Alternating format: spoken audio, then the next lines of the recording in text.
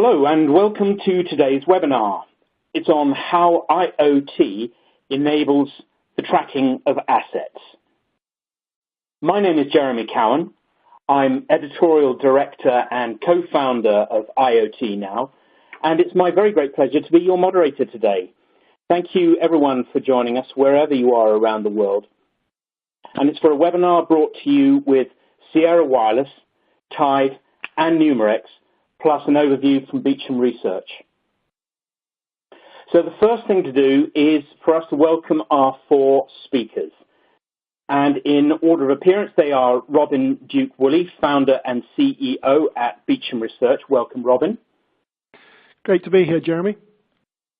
Thanks. And then I'd like to introduce you to Benoit Tournier, Director of Marketing for Mobile IoT Solutions at Sierra Wireless.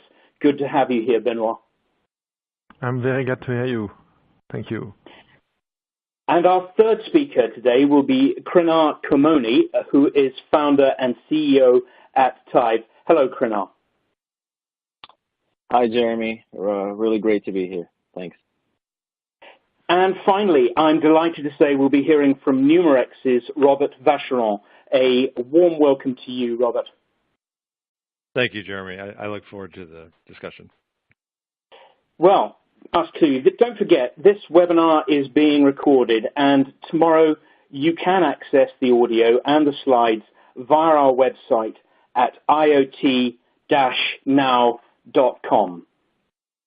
At the end of the discussion, there's also a chance for you to question all our speakers. So please start sending me your questions right now, and I'll put them to our panel at the end. In fact, I see some have already started, which is great. Just click on the questions button and type yours into the window. Any that we don't get to, they will be answered later offline by our speakers. And finally, if you're having any technical issues with audio or slides, you can also use the question window to get advice from our tech support team. Today's webinar is really for anyone thinking of using IoT to enable asset tracking. And it follows a slightly different format from previous webinars as we confront the big questions, then talk through all the issues together. Okay, let's start with Vacheron's view of the big picture for asset tracking before each of the speakers says a bit about themselves. Robin, over to you. Thanks very much, Jeremy. I'm just going to say a few words about how we see the market moving. This is a multi-level sector chart. We introduced this chart in about 10 years ago, the top level about 10 years ago, and it represents all of the sectors and all of the connectivity technologies. That's at the top level. On the other level, we're showing low power wide area, which enables a lot of new applications not really achievable before. And that's all going to be discussed later. So what we're saying is that each level below the top level is like the hood, if you like, or the bonnet if you're UK based. That's all of the technologies and all of the connectivity options. And then if you look under that, you have different layers for each technology, and that introduces and enables a number of new applications. So this discussion today is going to be moving a lot towards low power wide area. So that's what we're focusing on. And then the next slide is really then just looking at the impact of the introduction of low power wide area over the next few years. As a percentage of the total connections, low power wide area is going to grow very fast, we think, because of pent-up demand. So we've got very small numbers in 2015, slightly larger in 2017, and then really quite large, 33% of the total in 2020. And it's going to that's coming at a time when cellular overall is continuing to grow at its long-term rate. So low power wide area growth is expected to be pretty exponential. So all of those levels are growing. All of those connectivity options are growing in the next few years.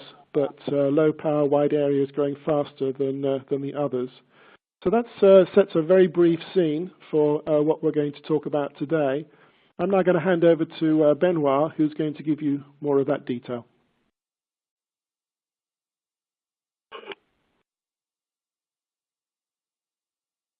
Yes. Over to you, Benoit.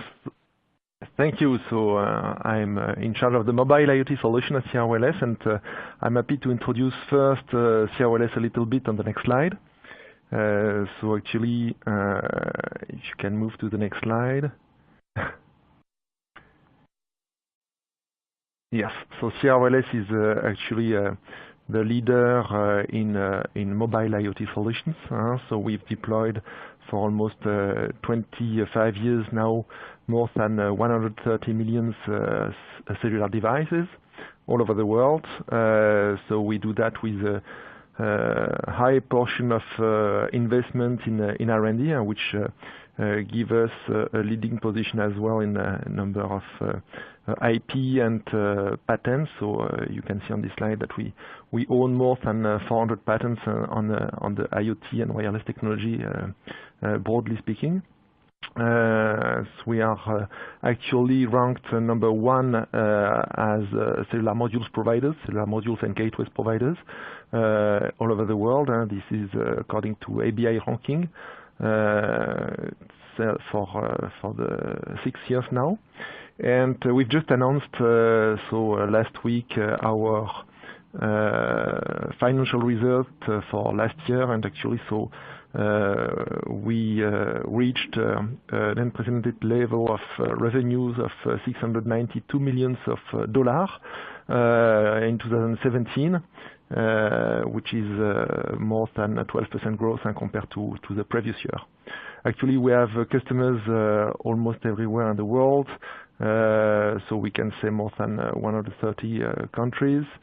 And so a big portion of these customers are operating in the automotive industry, but we cover a wide range of vertical market, so including the asset tracking market, the energy market, and the security market. So our mission in this world is really to connect assets which are deployed in the field, connect assets through different type of solutions. So connect assets with cellular modules, connect assets with modem and gateways, using our smart SIM and multi-network connectivity to AirVantage, which is our IoT cloud platform, and enabling dedicated analytics, which can be run on different type of platform on the customer premises side to enable their business application, or which can run as well on our cloud. And in that scope, we have launched vertical market solutions which are ready to use. So if we focus on asset tracking now, we can see that the market is mature enough to track things which were not connected so far. We can reach a level of miniaturization and power consumption, which enable animals tracking, people tracking, luggage tracking as well. But all these type of new asset tracking solutions are quite new compared to the equipment tracking, which is the legacy market, I would say, in this asset tracking market. So now I'm happy to hand over to Kronar. Thanks, Benoit, and can agree more with you regarding the market being ready, especially around the technology side, and always happy to be working with Sierra. Every time I see your slides, I get more energized, so that's really good. Just quick on my background. I'm the founder and CEO here at Tive, and I come from a technology background, primarily around RF and wireless communications, and work for various startups doing chip design for smartphones and also base stations that go on top of cell towers. Quickly here about Tive. What we're doing is we're really reimagining supply chain visibility. And the way we're doing that is by helping manufacturers and shippers truly understand what's happening with their shipments in real time and out there in the real world. And we're doing that by just not telling them the location of the shipment, but also the condition of the shipment. And when I say condition of the shipment, we can tell them temperature, humidity, shock, vibration, orientation, light exposure of the shipment. And the way we've done that is with that little tracker that you can see on the slide here. It's Sierra inside. We have one of the HL series modules, and that enables us to connect globally to any network in the world with multiple bands that are inside the HL module. And on the same time, we provide cloud-hosted software for our customers to really understand in real time what's happening in their shipment, but also dive into deeper with analytics and understand what's happening with their overall supply chain so they can make it more efficient. And that's kind of a quick overview of TIVE, and I'm going to hand it over to Robert now from Numerex. Thank you, Krinar. Good morning, good afternoon, everyone. My name is Robert Vacheron. I'm the Senior Director of Product Management for Asset Tracking and Optimization for Numerex, which is a company that was recently acquired by Sierra Wireless at the end of last year. So Numerex specializes in providing end-to-end managed solutions to end customers and resellers through a process we call DNA. The D representing the device, whether that's a third-party, off-the-shelf, or Numerex designed and manufactured product, combined with network, which is either cellular or satellite communication, plus a back-end application associated with the appropriate business unit.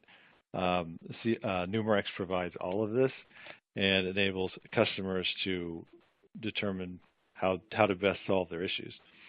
Some of the platforms we work with, the Numerex business is basically two business segments.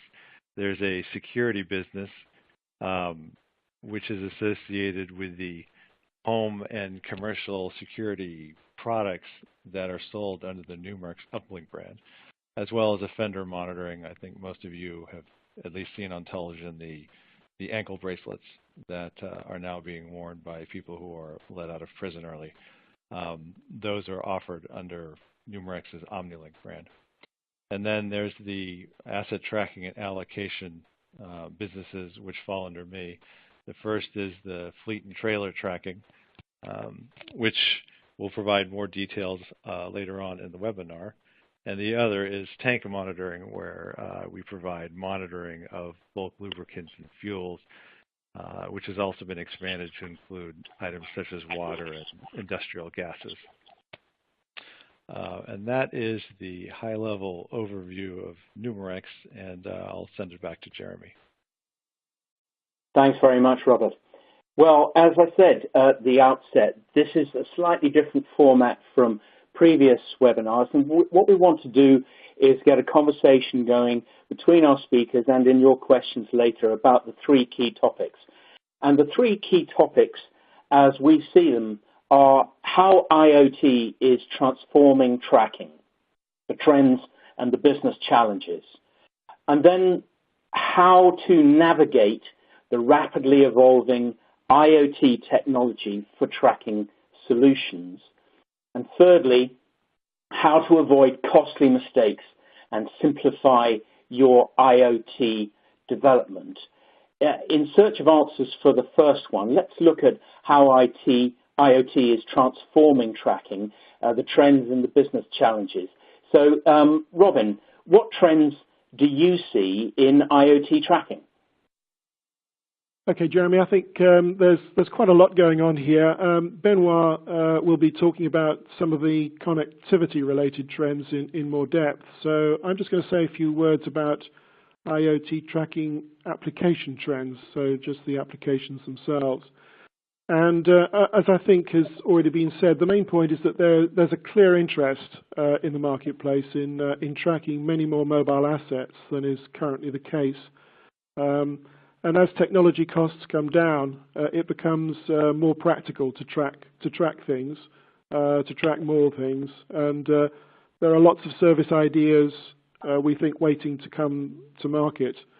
There are something like 50 million connected assets being tracked worldwide right now. So it's not actually a very big number when it's just asset tracking on its own.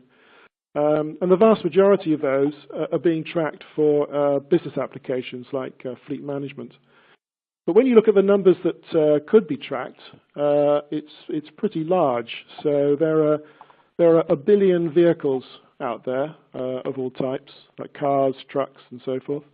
There are 10 billion odd pallets, of which about 800 million are made of plastic for high reusability. So there is a need to keep track of those, to find them and make sure that they are reused rather than left by the side somewhere.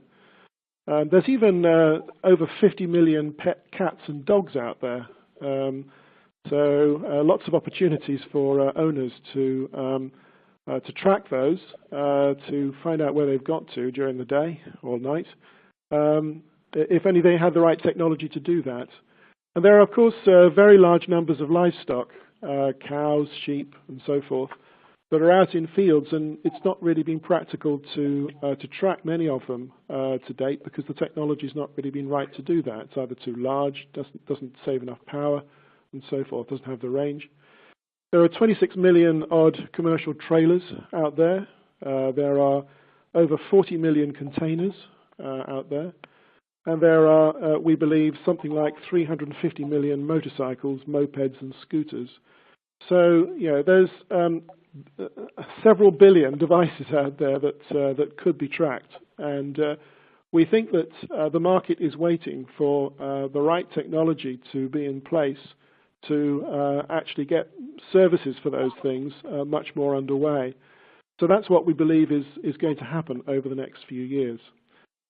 So having said that as an introductory piece, I'm now going to hand over to Krenar to carry on with that. Thanks, Robin. I really like the way trends are going, for sure. And timing really couldn't have been better for companies like Tive and Sierra to be working together in this market. So the question really becomes, what business problems do we really help with? Because at the end of the day, that's what's going to pay our bills, and it's not just the technology that we get to showcase. It's about customers that we talk to and what we're trying to help them with, and what problems they have and tell us that we need to solve with the technologies that we've been talking about. And here's a few of them, and I'll just go briefly through all of them. One is that we really keep hearing over and over is in-transit damages. And we have customers who have various shipments, whether it's white goods like refrigerators and dishwashers, trying to understand. They've recently, for instance, changed third-party logistics providers to understand where the most shocks are occurring. How many times are these shipments are being hit by a forklift? And they want to know immediately where these things are happening and want to take action. Also, late arrivals. There are penalties when you're late to the particular shipment going to a retailer, or actually you get penalties on your revenue. You really want to understand which routes are causing delays. And in order to do that, you have to understand what's happening with your supply chain. So we help a lot of our customers understand where those bottlenecks are. We help customers reduce working capital and inventory. What happens is when there is no visibility, for instance, an electronics company that we help with, because of no visibility, they have a few $100 million of working capital constantly in the supply chain and inventory, and they can reduce that at least by 20 or 30%, and we're helping them do that. And then also improve customer service. We have freight forwarders and shippers that work with us, and today they're using phone calls, they're making phone calls, they're using fax machines, emails, trying to figure out what's happening with their containers at ports, what's happening with their containers at various tarmacs and airports. And we help them have that data in real time so that they can just provide better customers to their end customers. And I want to, so that's all on the business problem side, and I'll hand it out to Robert again from Numerex. Thank you, Krenar. Okay, so I think Robin and Krenar, both of you hit many of the high points, that the price points are coming down and there are billions of assets that can be tracked. As the name implies, asset tracking really allows you to gain easy visibility into your assets for whatever reasons that you might need them for. The one solution that we've primarily been focusing on for some time is really the supply chain optimization part of it. And I have one example that should highlight the value of this. John Deere at their Harvester Works facility builds harvesters, and they were having issues with potential line shutdowns. Because the supply chain was inefficient, they were having to expedite material, and this is industrial equipment, so the bills were rather large. They reached out to Numerex to help collaborate on a solution. Numerex determined what the best opportunities were to monitor the supply chain and customized a back-end application to support the data that John Deere needed. As a result, they were able to find several issues in their supply chain, one associated with a subassembler who was farming subassemblies out against contract. And once they cleaned that all out, they were able to recognize savings of $60,000 a month from expedite fee elimination. So in this case, it worked out really well for both companies. It helps if the customer is able to really identify what it is they need to do, but asset tracking as a supply chain optimization tool can generate a significant amount of cost savings. Just as another example of how it can be used, we have a relationship with another customer who wanted to track their pallets. We're in the process of negotiating with them to develop a customized product that they will build into their pallets so they can track them all over the place. In this case, these pallets are very expensive, but as the cost of solutions come down, even basic pallets could possibly be tracked in the workplace. That's really what I wanted to cover. Back to you, Jeremy. Thank you, Robert. The question on our lips now is, what are your customers' IoT tracking challenges? Over to you, Benoit. Yes. So, Robin, you mentioned an impressive addressable market, actually more than 10 billion assets to connect. So why are we enjoying such a small number of assets connected, actually less than 0.5% of assets which are connected? So there are technology reasons and business reasons. So starting with the technology reasons on the right part of the slide. So first of all, the difficulty to track assets which are running off battery, so which cannot rely on an external power supply coming from the vehicle or whatever powered asset, for example.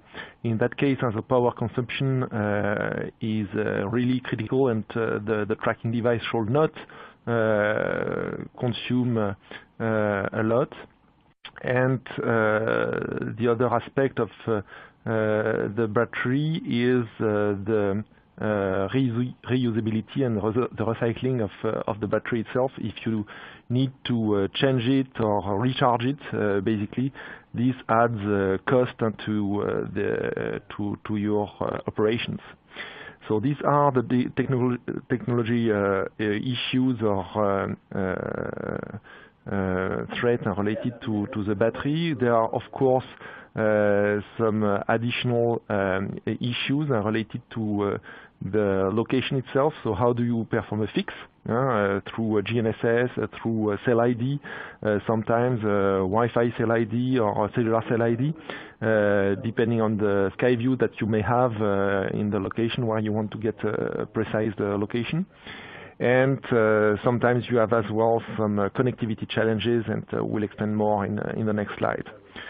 So these are the technology reasons. Basically, you have as well business reasons, but most of the businesses today accommodate this flexibility between capex and opex model. Basically, there is a need to balance the total cost of ownership between recurring cost and operation cost most of the time. So coming back now to this IoT connectivity challenge. So there are some technical challenges to get wireless connectivity at any place. Sometimes indoor, sometimes in rural areas. So basically there is a concern related to coverage, and there is a concern as well related to the quality of service. So meaning that of course sometimes with cellular network or wireless network you have some downtime. Sometimes you have some priority which is allocated to voice services, and most of the mobile network actually are not designed for the data itself. Then you have some operational challenge with a need for flexibility with this IoT tracking market, and a need for simplicity to be able to roam across networks and to change from one network to another depending on the availability of the network. That being said, so far we cannot consider that most of the cellular network were designed for IoT. Actually, it was not. These were designed for consumer devices, for smartphone today. This shape the investment in the mobile broadband market, basically, in the mobile broadband networks in LTE. And so what we can say is that there will be new solution there, and so this is what we want to expand right now. So may I hand over to you, Krona? Okay, maybe Jeremy, do you want to take this? Yeah, thank you, Benoit. We've seen the operational and the technical challenges, and it's clear now why this hasn't been designed for IoT. But as we've seen, navigating the rapidly evolving IoT technology for tracking solutions is a key topic. Krona, how are we addressing this now?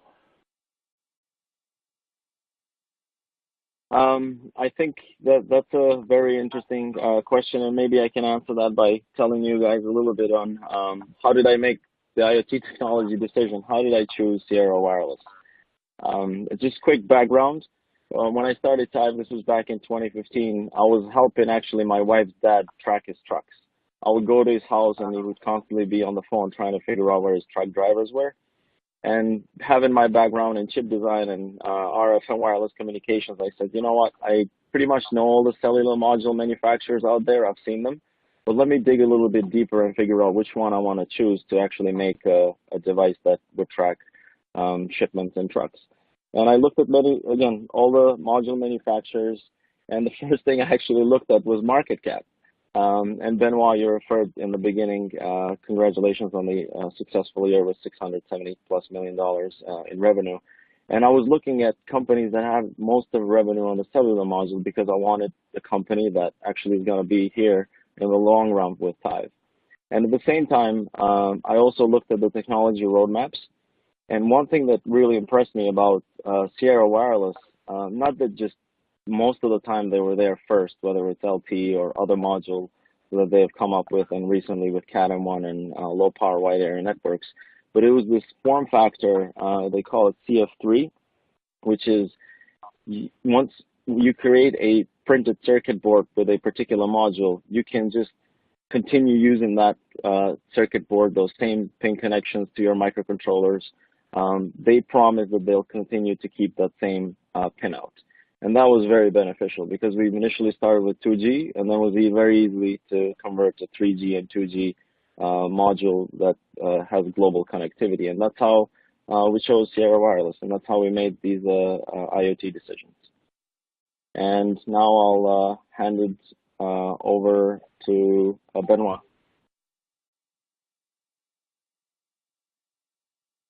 Yes, so let me come back to the challenges, technical challenges, which I've been explaining just before.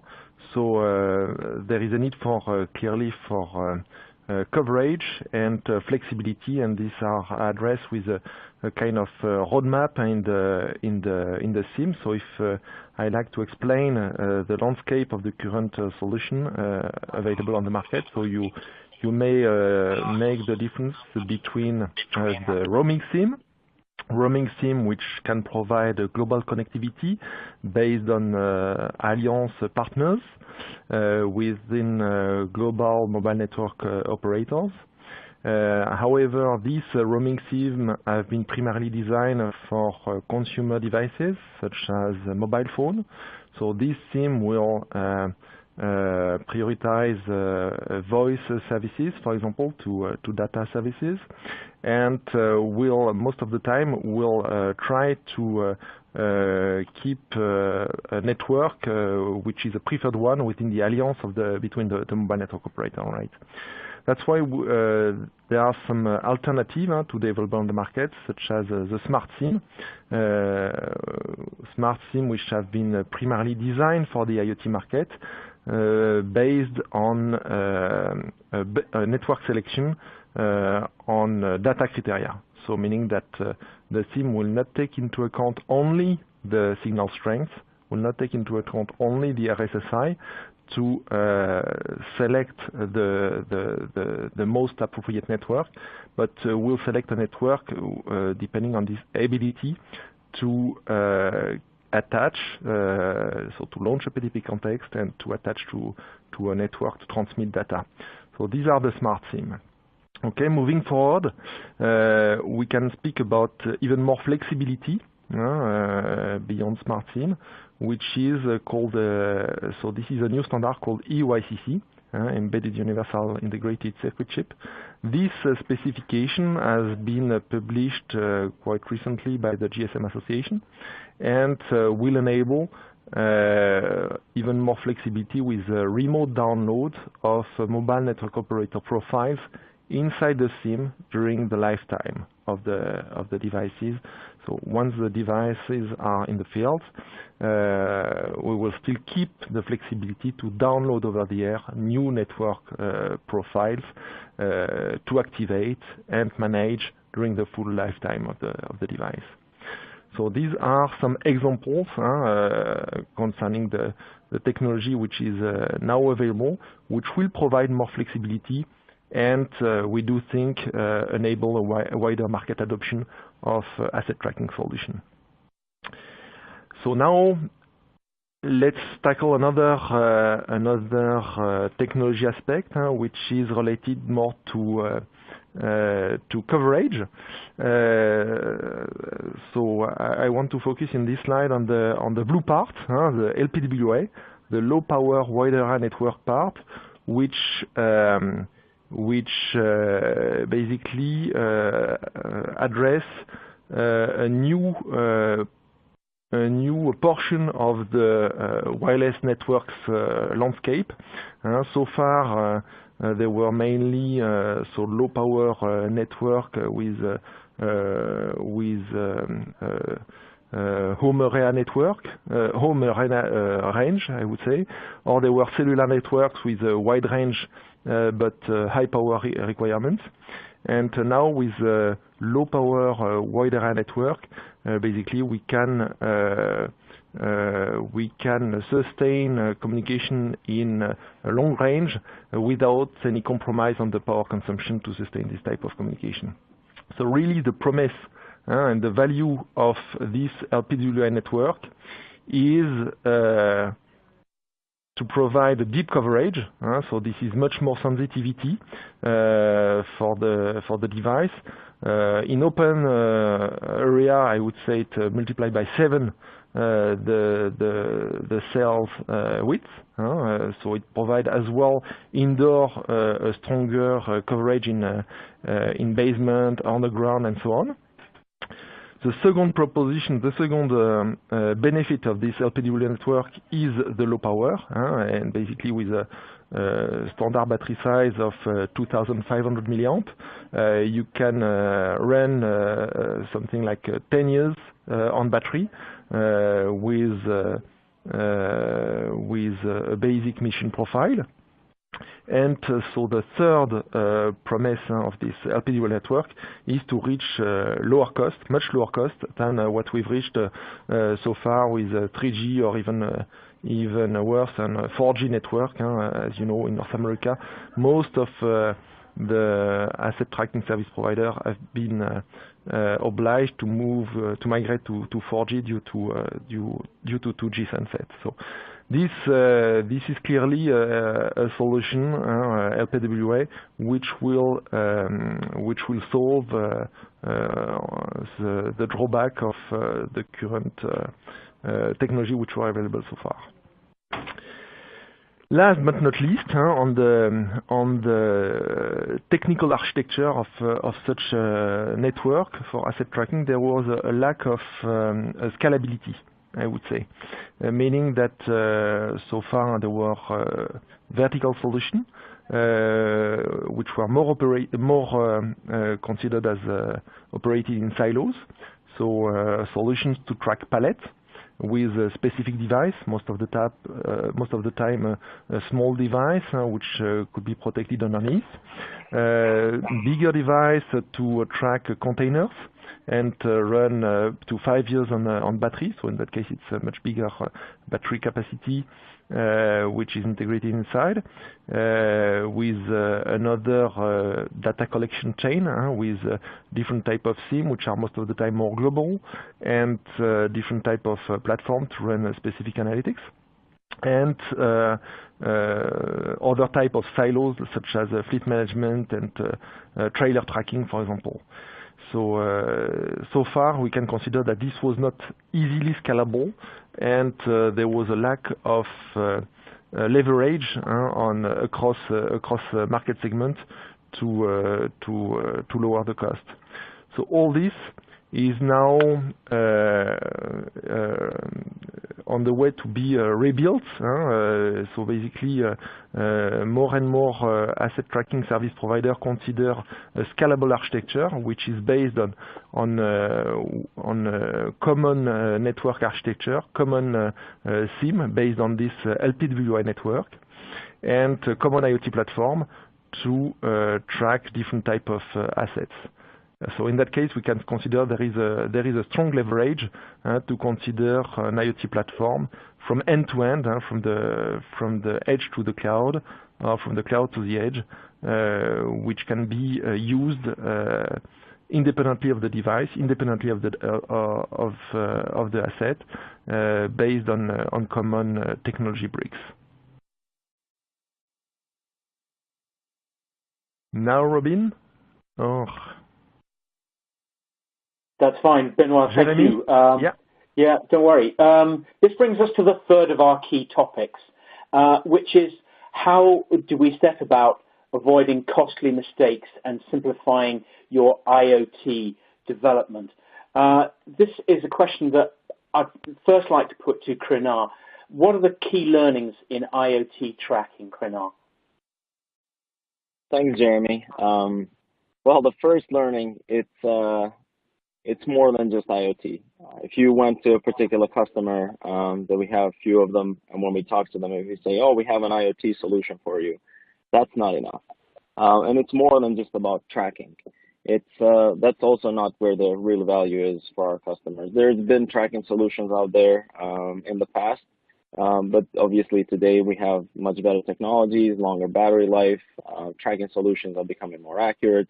But again, it's not all about tracking, and it's more than just IoT. And the value really is around the software and the data, and the data from ground up. What's truly happening with the shipment? Where is the shipment cause? Trying to understand the root cause analysis of where the damages are occurring, and being able to provide analytics for our customers. For instance, we have a customer who shipped from Netherlands to Germany, and we're able to show that some routes took 3 hours and some routes took 6 days. And trying to understand why those bottlenecks are happening. And then now they could take this data and actually go back to their logistics service provider, LSP, and tell them, we have an agreement signed for 3 days, and here are 30+% of the shipments going above 3 days, almost 6 days.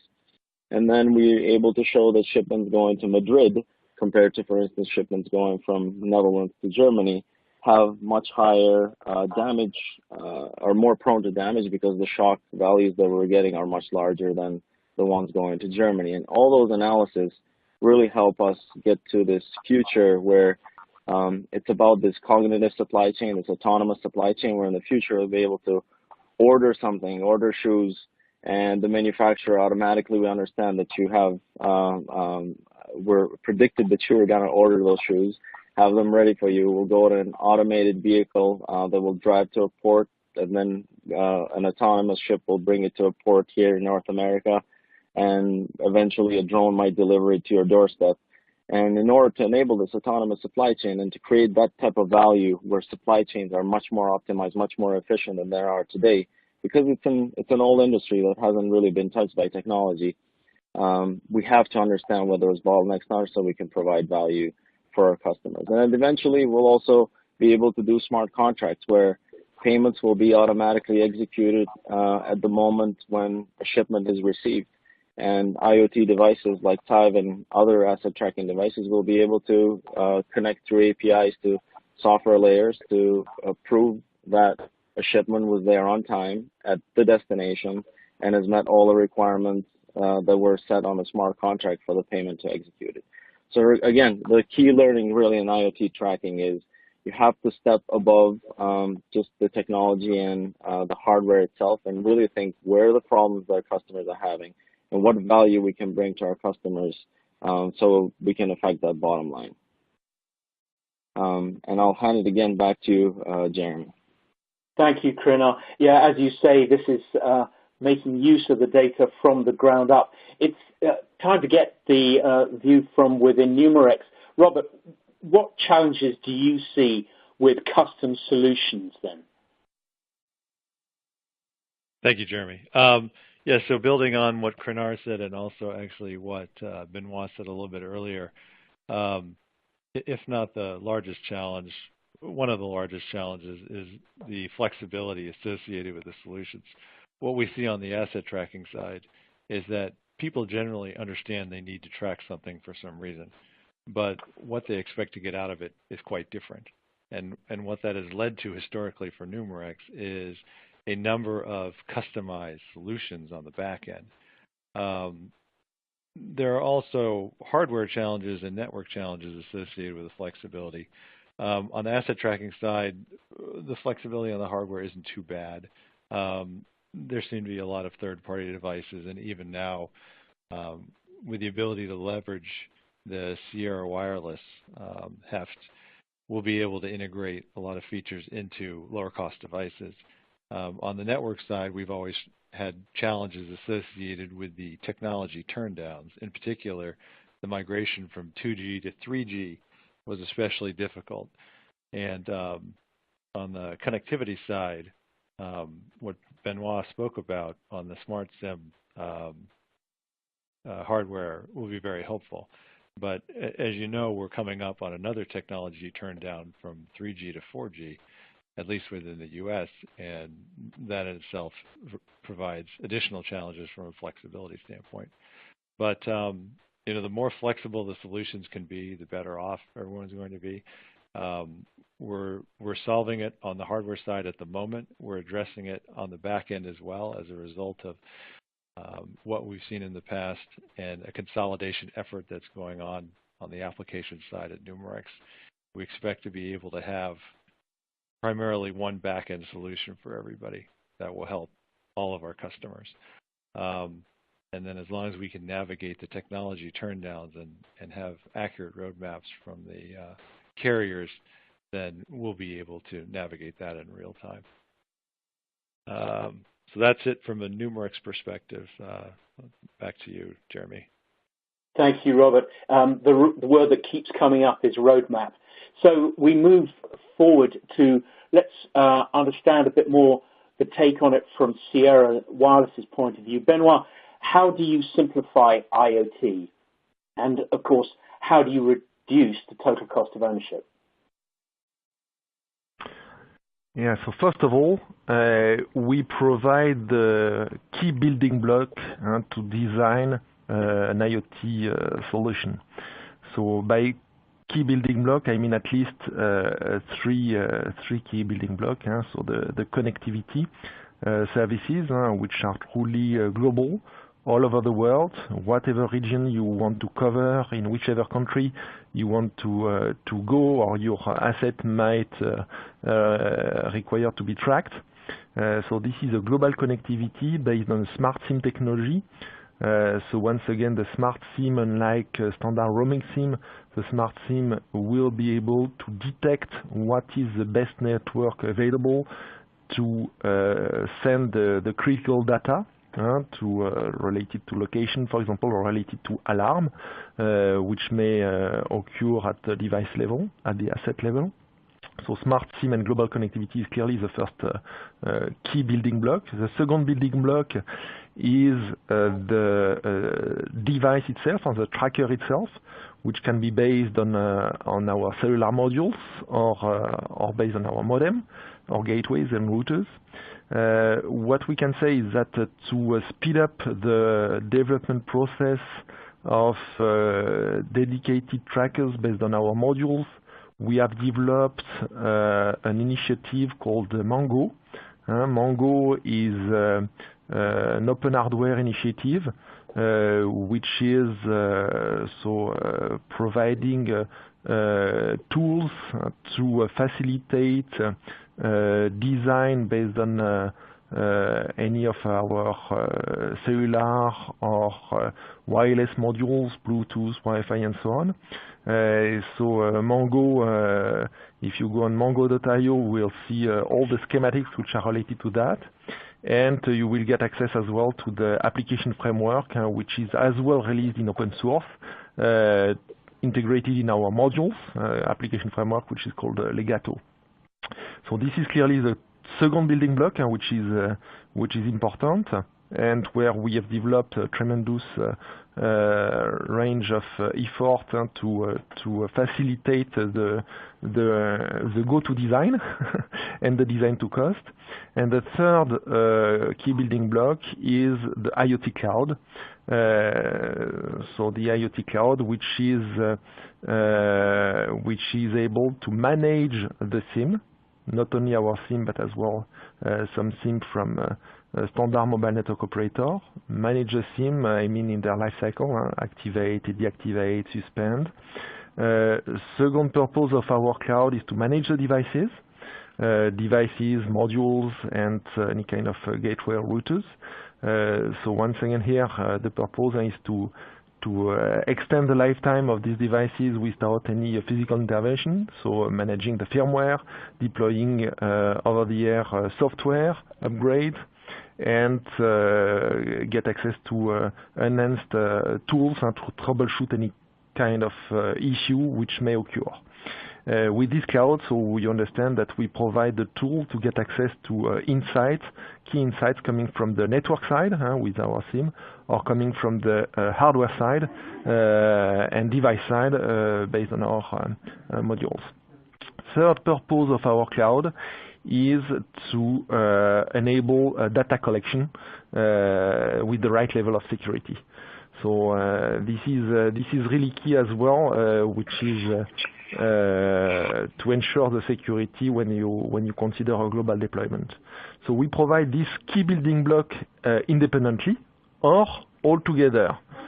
So understanding that when you like to deploy a global IoT project, such as an asset tracking project, most of the time you will go through a prototyping phase. You will design a front end for the hardware. You will publish protocol, perform device management, connectivity management, then design the right level of security. So all this is something which can be considered as a pain, but this is really required to develop your IoT connectivity. All this has been integrated in our IoT solution service. So based on the three building blocks that I've just mentioned on the slide before, so if you get the three building blocks together, for sure you have an additional benefit, which is a reduced time to market and reduced total cost of ownership. Then we have a wide range of documentation and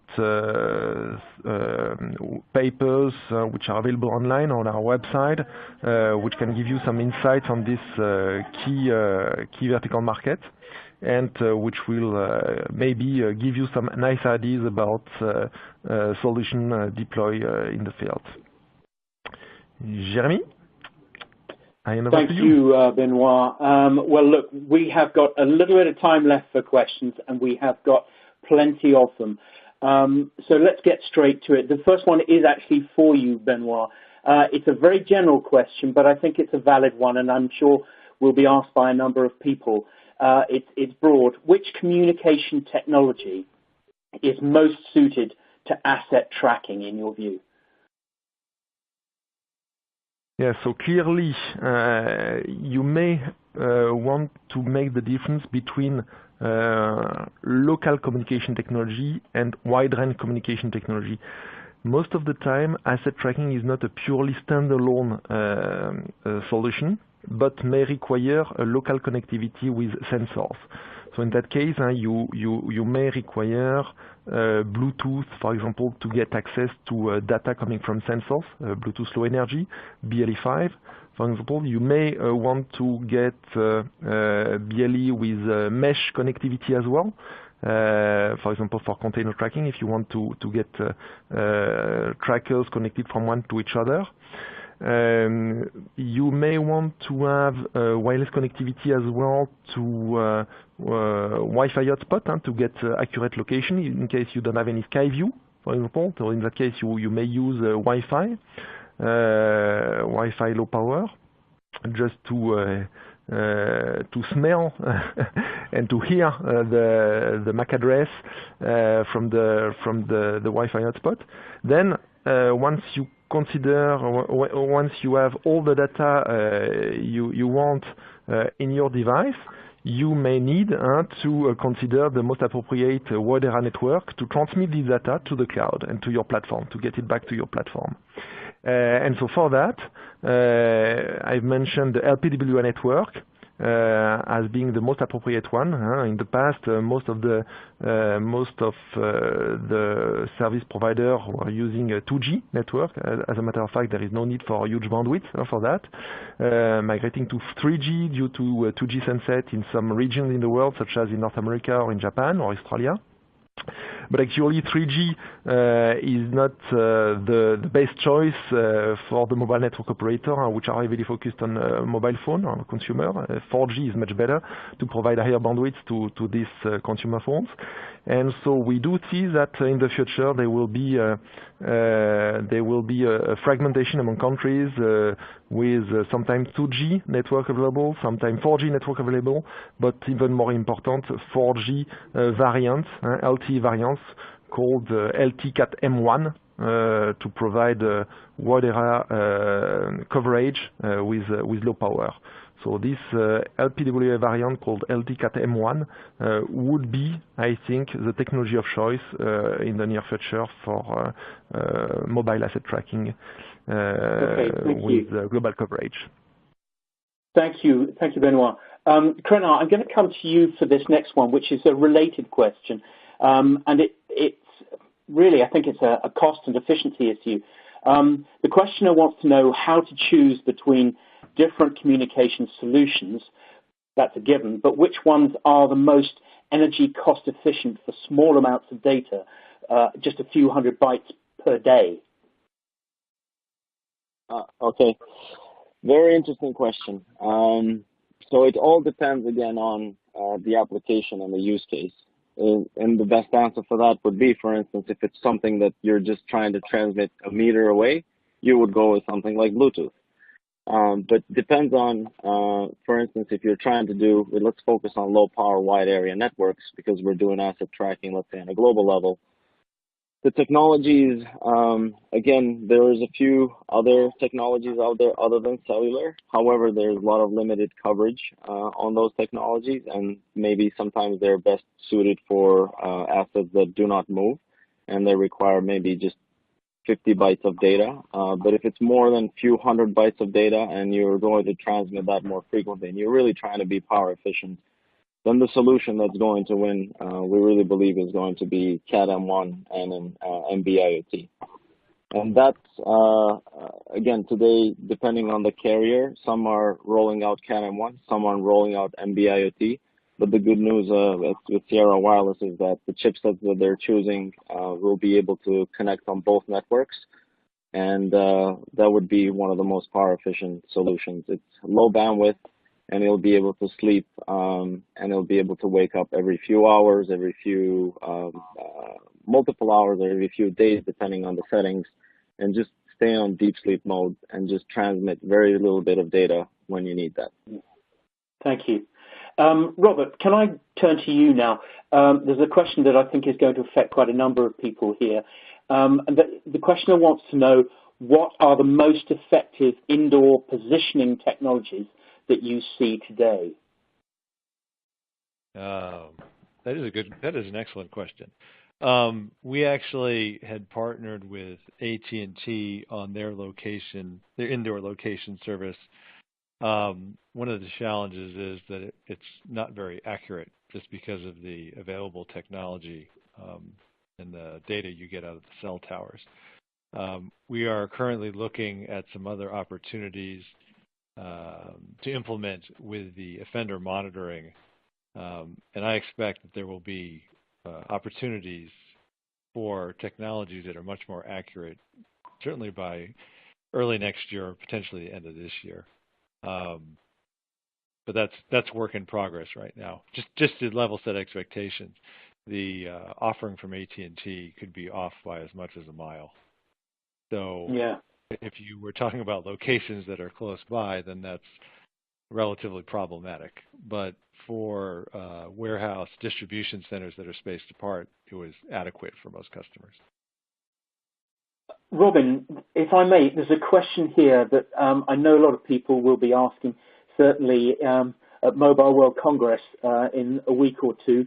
It's about 5G, and the questioner wants to know, how do you see 5G impacting industrial IoT and tracking, monitoring, and competitive platforms?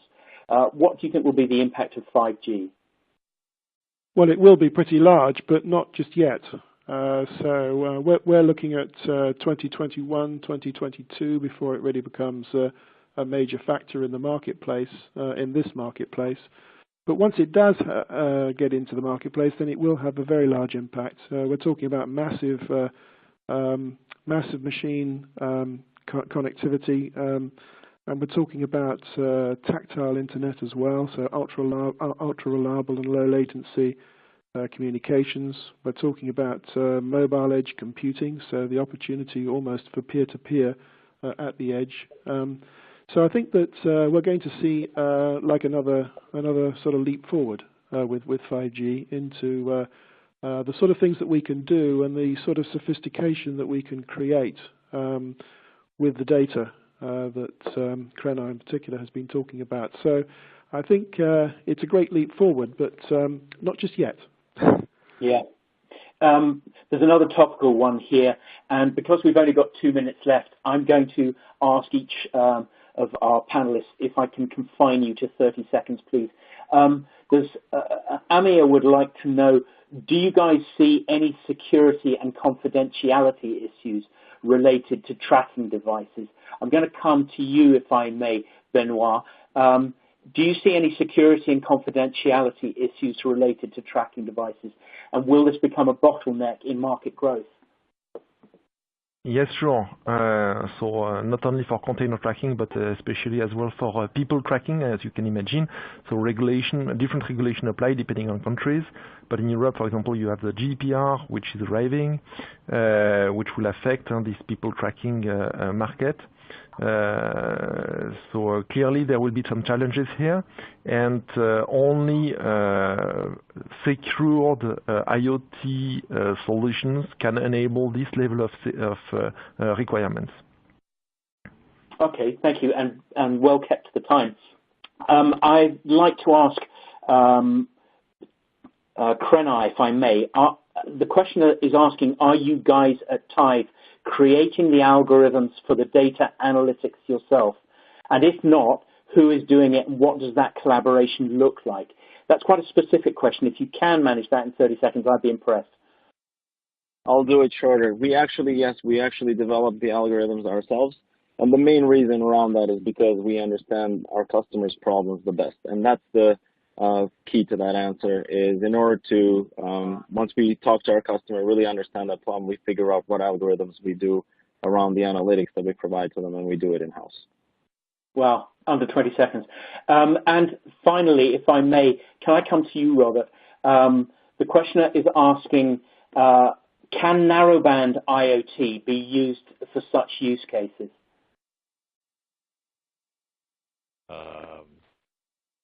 I'm sorry, for which use cases? Well, I think he's being being sort of fairly broad in his approach. But can you envisage use cases at the moment in which asset tracking is being done by a narrowband IoT? Oh yes, most definitely. Narrowband IoT is an extension of Cat-M. It's a low power solution. And I think to Benoit's earlier point, I see that being the primary use case for asset tracking down the road. Well, I can only say hats off to all of you gentlemen for taking all the questions that came at you and being so concise. Thank you to all of our speakers. The aim of this webinar has been throughout to try and help you track your assets using IoT. And clearly we talked through many of the challenges as well as how to overcome them. Sadly, that is all we have time for. So don't forget to bookmark our website at iot-now.com, where you will find the latest news, views, videos, interviews, and events. And you can stream this webinar from the site tomorrow. It really only remains for me to say a huge thank you to our speakers, who are Robin Duke-Woolley from Beecham Research. Thanks, Robin. Thanks very much, Jeremy. And Benoit Tournier from Sierra Wireless. It's been great to have you here, Benoit. Thanks. It has been a pleasure. Have a nice day. Thank you, too, to Krenar Kamoni from Tithe. We really appreciate your time, Krenar. Thanks, Jeremy. Truly enjoyed it. And finally, from Numerex, Robert Vacheron. Many thanks, Robert. It's been great. Thank you, Jeremy. It was my pleasure. Most of all, ladies and gentlemen, I really want to thank you for joining us around the world. Keep safe, and we really do appreciate the time you've spent with us. From everyone here at IoT Now, enjoy the rest of your day. Bye for now.